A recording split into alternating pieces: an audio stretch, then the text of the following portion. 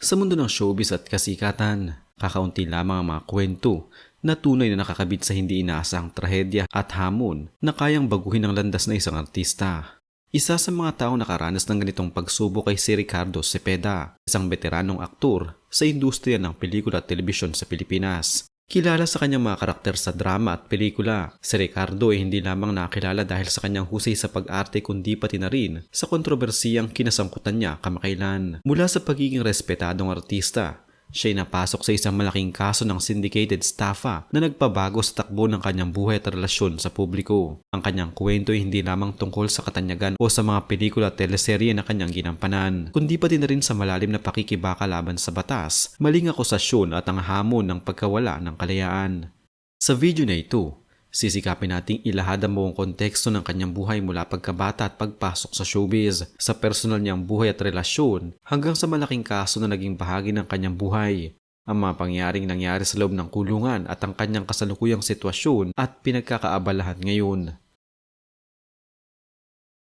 Si Ricardo Cepeda ay pinanganak noong 11 ng Oktubre 1964 sa Maynila bilang anak ng isang pamilyang Pinoy. Hindi ganoon kalawak ang impormasyon tungkol sa mga unang taon ng kanyang buhay. Ngunit ang mga tala ay nagpapakita na siya ay lumaki na may interes sa pag-arte at pagganap. Lumabas sa mga talaang pampelikula at telebisyon ang kanyang pangalan mula pa noong dekada 90 at patuloy siyang naging aktibo sa industriya ng showbiz sa loob ng maraming taon.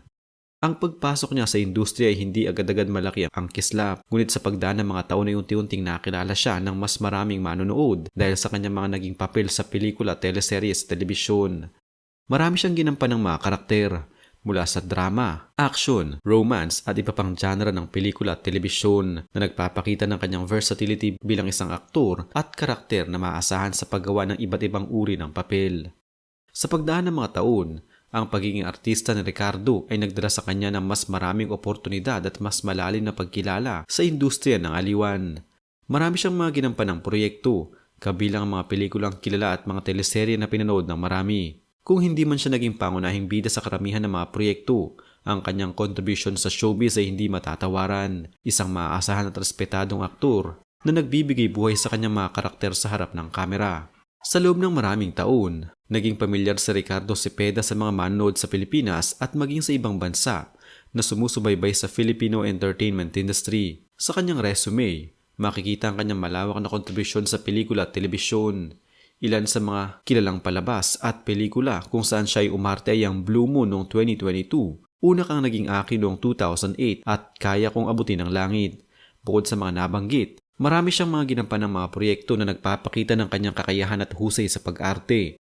Naging bahagi rin siya ng mga seryeng tulad ng Mano Po Legacy, Her Big Boss, isang drama na ipinalabas noong 2022 kung saan siya ay gumanap bilang si Alexander Alex Lim, kasama ang ilan sa mga kilalang artista sa industriya.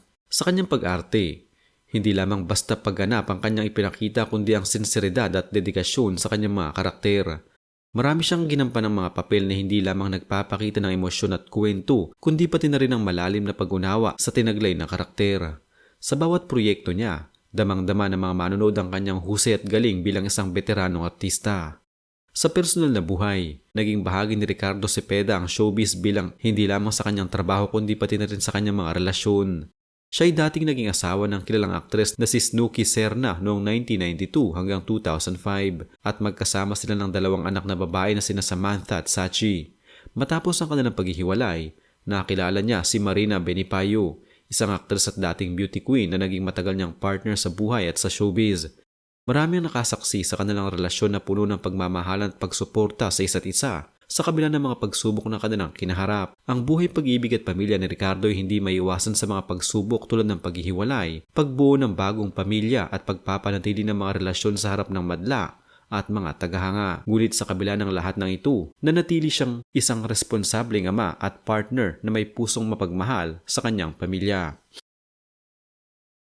Noong Oktubre 7, 2023, ang buhay ni Ricardo Cepeda ay muling nagbago nung siya ay inaresto sa Caloocan City dahil sa kasong syndicated staffa. Isang uri ng staffa na kalimitang may involvement ng maraming mga tao at may malaking halaga ng pera na naloko ang mga biktima.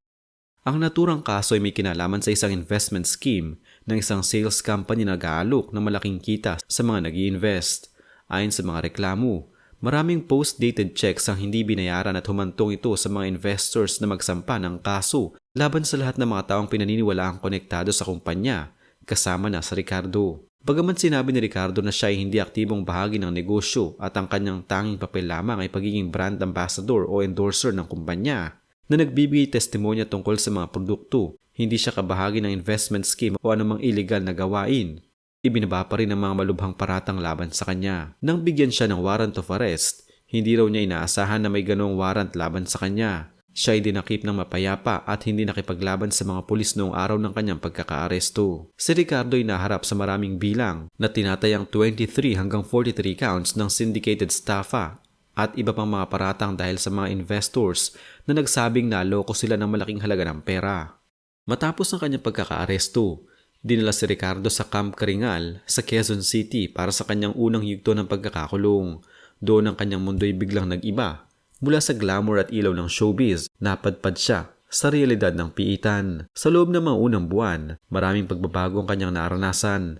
Ang pakikipamuhay sa ibang mga detainees, ang pakiramdam ng pagiging malayo sa pamilya at ang pagharap sa mga hamon ng buhay sa kulungan na hindi niya inaasahan. Pagkatapos ng ilang buwan sa Camp Karingal, siya ay nilipat sa Cagayan Provincial Jail sa Tuguegarao City, kung saan siya nagpapatuloy ng kanyang pagkakakulong ng halos 9 na buwan. Sa panahon ng kanyang pagkakakulong, marapat ding banggitin ang mga personal niyang pinaghirapan, mula sa pagiging malayo sa mga mahal sa buhay, pakikipag-usap lamang via komunikasyon at ang pagharap sa mga taong iba't ibang kaso at pinagmulan. Hindi lamang si Ricardo ang nakaranas ng epekto. Ang kanyang partner na si Marina Benipayo ay naglakbay buwan-buwan para lang bisitahin siya sa kulungan, na nagpapakita ng lalim sa kanilang pagmamahalan at katatagan sa gitna ng unos. Noong 18 ng Setyembre 2024, matapos ang halos isang taong pagkakabilanggo, si Ricardo Cepeda ay pinayagang makalabas ng magpiyansa habang patuloy ang pagdinig sa kaso laban sa kanya. Ito ay isang malaking tagumpay para sa kanya at sa kanyang pamilya, at ito ay nagbigay sa kanila ng pagkakataon na muling magsama-sama sa labas ng kulungan at harapin ang susunod na yugto ng kanilang buhay. Bagaman nakalaya na si Ricardo, patuloy pa rin ang pagdinig ng kaso sa Sanchez Mira Regional Trial Court sa Cagayan Province. Sa mga pinakahuling ulat, ang mga hearing ay dumarating buwan-buwan at karamihan ay pinangangasiwaan ng kanyang legal na tagapayo habang hindi siya personal na kailangang dumalo. Ayon sa kanya at sa mga abogado niya, nananatili siyang kumpiyansang mapapawalang sala dahil ayon sa pamamaraang ebidensya.